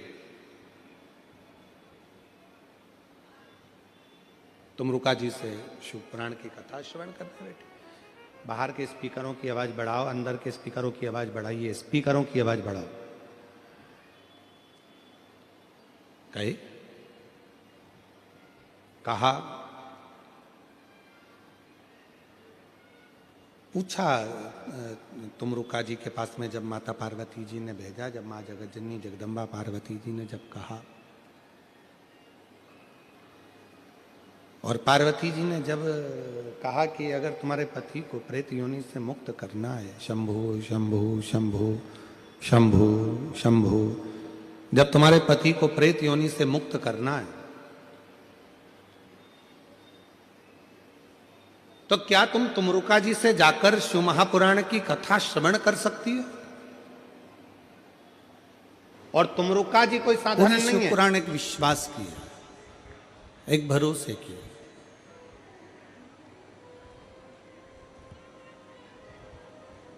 और आपका भरोसा कितना है, आपका विश्वास कितना है,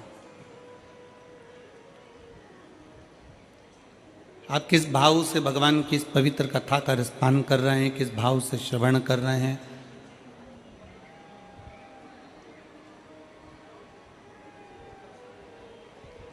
किस भाव से आप कथा का रस तत्व ग्रहण कर रहे हैं, या आपके ऊपर निर्भर करता है।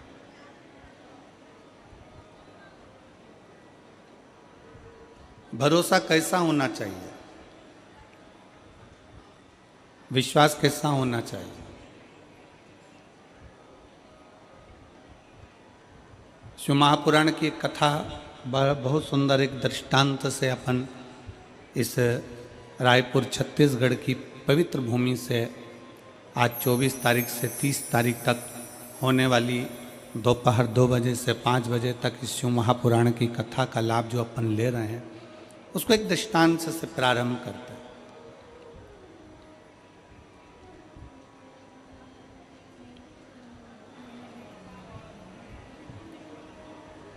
अभी अपन ने कथा के प्रारंभ में एक दीप प्रज्वलन किया।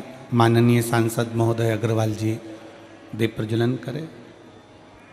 माननीय संत शिरोमणि राजीव लोचन जी महाराज जी दीप प्रज्वलन करें। और भी रायपुर छत्तीसगढ़ के विद्वत ब्राह्मण जन, यजमान परिवार श्री कमल देवांगन जी आदि का दीप प्रज्वलन करें। केवल एक दिए में दीप जलाने के लिए दीप प्रज्वलन नहीं होता।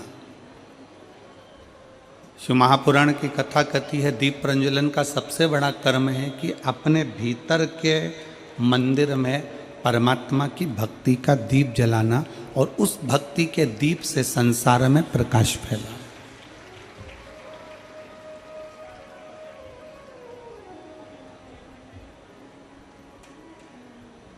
एक विश्वास, एक भरोसा, एक दृढ़ता शिव के प्रति उत्पन्न करो।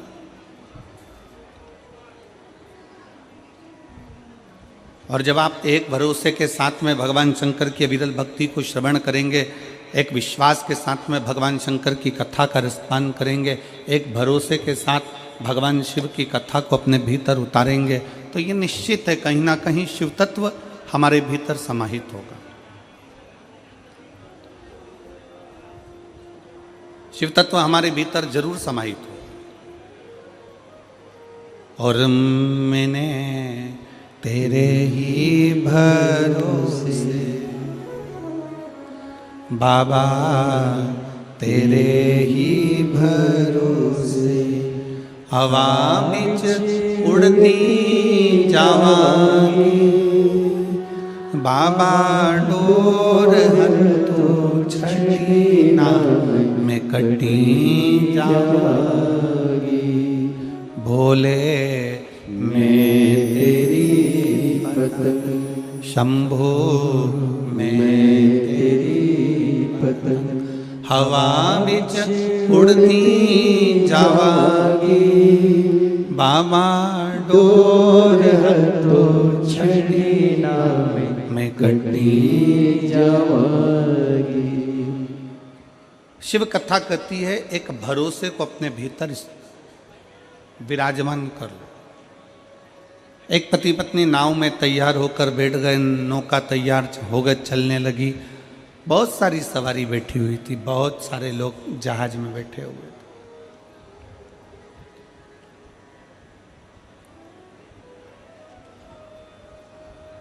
पति जहाज के ऊपर खड़ा हुआ था, लहरों का आनंद ले रहा था, पानी चल रहा था, समुद्र उछल रहा था, उसका एक आनंद ले रहा।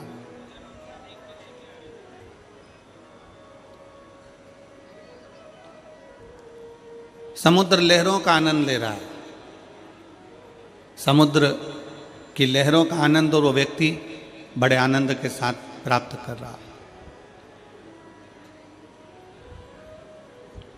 इतने में जहाज का मालिक, मैनेजर बोल दिया, पायलट बोल दिया। जहाज का पायलट बोला कि ये जहाज पानी में डूबने वाला है, जिसको बचना हो बच लो। अब सबको मालूम पड़ गया, पूरे जहाज में चर्चा हो गई कि यह जहाज पानी में डूबने वाला। सब भागो। जैसे ही सुना जहाज पानी में डूब रहा है, लोग छोटे छोटे ट्यूब पकड़कर, छोटी छोटी नाव पकड़कर जहाज से भागने लगे। पत्नी के कानों में शब्द गया तो पत्नी जहाज के ऊपर गई और अपने पति से बोली, सुनो ये जहाज पानी में डूबने वाला है। पायलट ने अनाउंस कर दिया, जहाज चलाने वाले पायलट ने अनाउंस कर दिया है कि ये पानी में डूबेगा। सब बच रहे हैं, अपन भी भागें, चलो। सब अपनी अपनी पत्नी और बच्चों को बचा रहे हैं, आप भी हमको बचाओ, चलो। पति कुछ नहीं बोला, वो लहरों का आनंद लेता रहा, लहर उछलती रही, समुद्र के पानी का आनंद ले रहा था। थोड़ी देर बाद पत्नी नीचे गई, फिर अनाउंस हुआ कि बचना हो तो बच लो। पत्नी फिर ऊपर आ गई, सुनो ये पूरा जहाज पानी में डूबने वाला है, सब अपनी पत्नी बच्चों को बचा रहे हैं, आप भी मुझको बचाओ। चलो मुझे लेकर यहां से बाहर निकालो। पति कुछ नहीं बोला तो पत्नी को क्रोध आ गया। मैं जानती हूं कि तुम मुझे मरा हुआ देखना चाहते हो कि मैं मर जाऊं तो तुम दूसरी शादी कर लो। मैं जानती हूं कि तुम मुझे मरा हुआ देखना चाहते हो, तुम ये चाहते हो कि मैं मर जाऊं, तुम ये चाहते हो कि मेरे प्राण छूट जाएं और तुम दूसरी शादी कर लो। बार बार पत्नी झंझोड़ झंझोड़ कर हाथ पकड़ कर पति को चिल्लाने लगी कि मैं जानती हूं कि तुम मुझे मरा हुआ देखना चाहते हो, मैं जानती हूं। इतने में पति को क्रोध आ गया और पति ने जेब में से बंदूक निकाली और बंदूक निकालकर पति ने पत्नी के सिर पर रख दी। और पत्नी के सिर पर बंदूक रखकर पति ने कहा, तू मरो मरो करती है कि मैं मर जाऊंगी, मैं मर जाऊंगी, मैं मर जाऊंगी, ले मैं तुझे अब भी मार डालता हूं, सारा झंझट ही खत्म कर देता हूं। जैसे ही पत्नी के सिर पे बंदूक रखी, पत्नी हंसने लगी, बहुत ठाका लगाकर, बहुत मुस्कुराने लगी, हंसने लगी। और जैसे ही पत्नी हंसी तो पति ने पूछा कि तुम्हारे सिर पर बंदूक रखी है, खटका दबने वाला है, तुम्हारे प्राण छूटने वाले हैं और तुम इतना मुस्कुरा क्यों रही हो, इतना हंस क्यों रही हो? पत्नी बोली, मैं जानती हूं तुम मेरे पति हो, तुम मुझे मार नहीं सकते। पत्नी कहती है, मैं जानती हूं कि तुम मेरे पति हो, तुम मुझे मार नहीं सकते। पति ने सुना और पति ने तुरंत अपनी पत्नी से कहा कि जितना भरोसा तुझे अपने पति पर है कि वो तुझे मार नहीं सकता, उतना भरोसा मुझे मेरे कुबेरेश्वर महादेव पर है, वो मुझे डूबने नहीं दे सकता। उतना भरोसा मुझे मेरे महादेव पर, उतना भरोसा मेरे शंकर पर, उतना भरोसा मेरे देवादिदेव महादेव पर है कि वो मुझे डूबने नहीं दे सकता। एक पत्नी का विश्वास जितना पति पर होता है, एक पत्नी का भरोसा जितना पति पर होता है, उतना भरोसा एक संसार के मनुष्य का परमात्मा पर होना चाहिए। कथा श्रवण करने आए हुए शिव भक्त, कथा को सुनने बैठे हुए शिव भक्त अपने भीतर वो विश्वास प्रकट करें कि शंकर है हमारे साथ, शिव हमारे साथ में है, शंकर हमारे साथ में है। वो कहते हैं ना, हम तो बाबा के भरोसे, जिनको आता है वो साथ में बोला करो, हम तो बाबा के भरोसे चलते, हम तो बाबा के भरोसे चलते, ये दुनिया वाले जलते, ये दुनिया वाले जलते, भोले बाबा के भरोसे चलते, डमरू वाले के भरोसे चलते। अपना विश्वास इतना प्रबल बना लो, इतना दृढ़ कर लो अपने भरोसे को कि हम उसके ऊपर आश्रित हो जाए।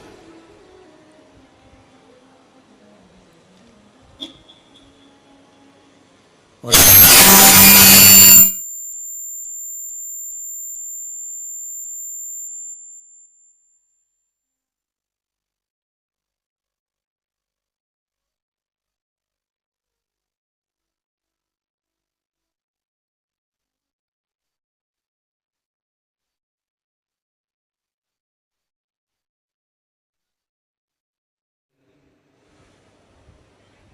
अपने आप को भगवान शंकर की भक्ति के प्रति इतना दृढ़ कर लीजिए, भगवान शिव की अविरत भक्ति के प्रति, कि भगवान शिव पर आप पूर्ण आश्रित हो जाए, भगवान शंकर पर पूर्ण आश्रित।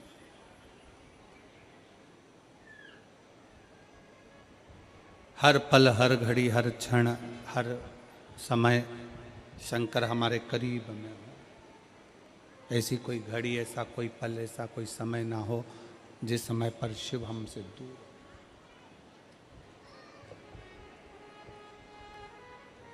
24,000 श्लोक की ये शिव महापुराण की कथा है।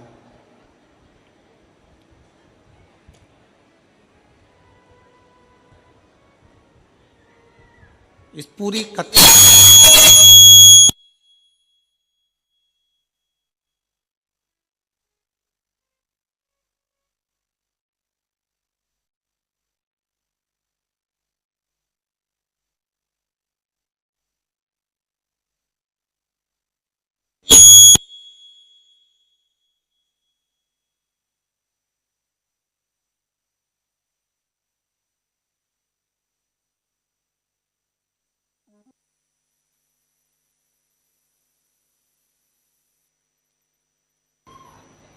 आर्गन के बिंदे हो रहा है।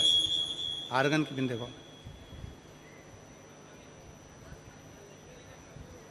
तो फिर काय से हो रहा है?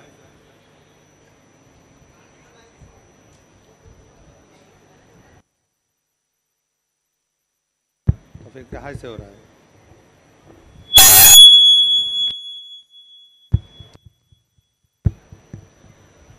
शंभु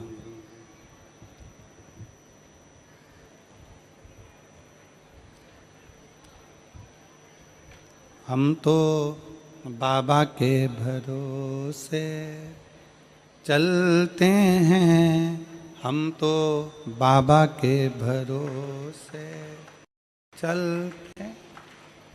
ये दुनिया वाले जलते हैं, ये दुनिया वाले जलते हैं, भोले बाबा के भरोसे चलते हैं, डमरू वाले के भरोसे चलते हैं, शंभू बाबा के भरोसे चलते हैं। शिव कथा कर रही, भगवान शंकर का संवाद कर रहा है, शिव महापुराण की कथा कर रही।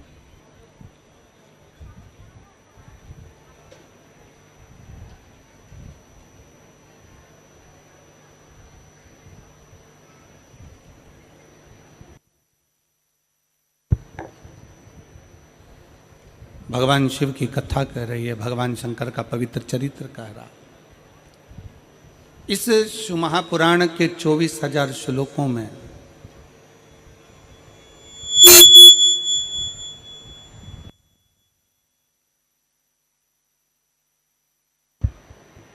शंभु शंभु शंभु शंभु 24,000 श्लोकों में एक श्लोक का भी, एक शब्द का भी यदि हमने अपने जीवन में उतारा है, एक शब्द भी हम अपने भीतर अगर उतार रहे हैं तो ये निश्चित है शंभु 12 बज जा रही है।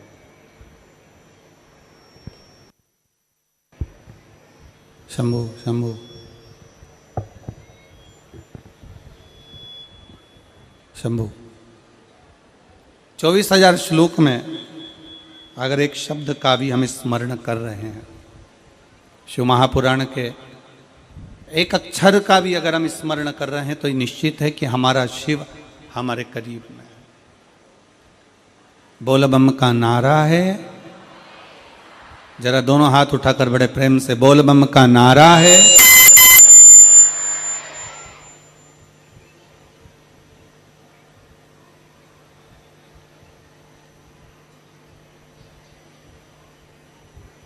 चालू करो, आर्गन चालू करो।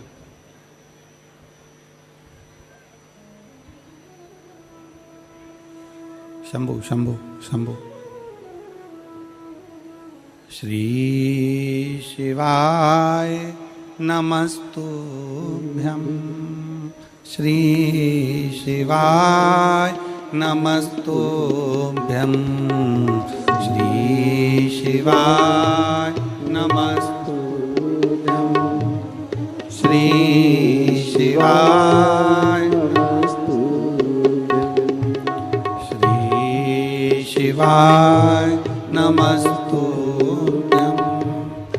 श्री शिवाय नमस्तुभ्यं श्री शिवाय नमस्तुभ्यं श्री शिवाय नमस्तुभ्यं श्री शिवाय नमस्तुभ्यं श्री शिवाय नमस्तुभ्यं श्री शिवाय सब गाइए दोनों हाथों से ताली से बजाते हुए श्री शिवाय नमस्तुभ्यं श्री शिवाय नमस्तुभ्यं श्री शिवाय नमस्तुभ्यं श्री शिवाय नमस्तुभ्यं श्री शिवाय नमस्तुभ्यं श्री शिवाय नमस्तुभ्यं श्री शिवाय नमस्तुभ्यं श्री शिवाय नमस्तुभ्यं श्री शिवाय नमस्तुभ्यं श्री शिवाय नमस्तुभ्यं श्री शिवाय नमस्तुभ्यं श्री शिवाय नमस्तुभ्यं श्री शिवाय नमस्तुभ्यं प्रेम से ताली से बजाते हुए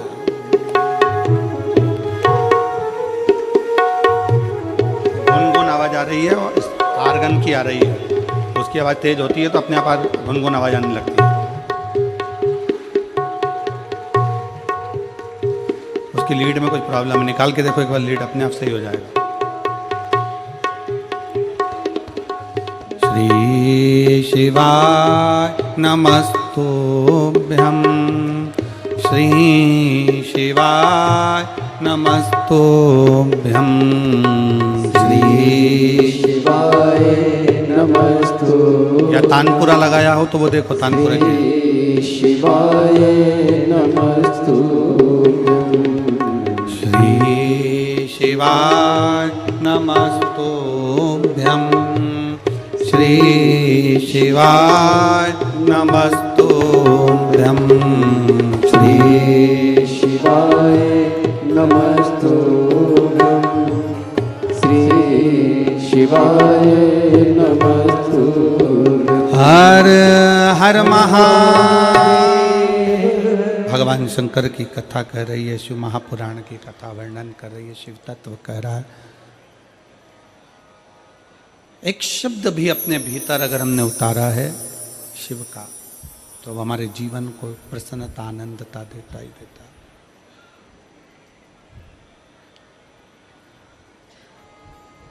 शंकर भगवान पर किया गया भरोसा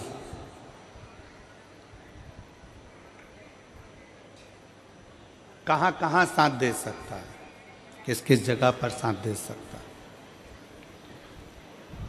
शिव महापुराण की कथा कहती है, जिस दिन आपके जीवन में ऐसा लगे कि मेरी दुख की घड़ी है, मेरी परिश्रम बहुत ज़्यादा चिंता का विषय है, बहुत टेंशन का विषय है, तब आपने जो एक लोटा जल देवादिदेव महादेव को समर्पित किया,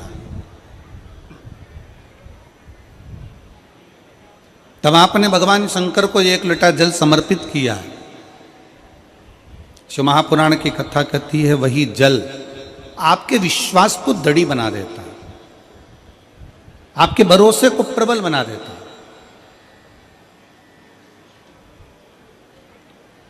जैसे देवराज नाम के ब्राह्मण की माताजी ने अपने कार्यकाल में, अपने समय में भगवान शंकर को एक लोटा जल समर्पित करा।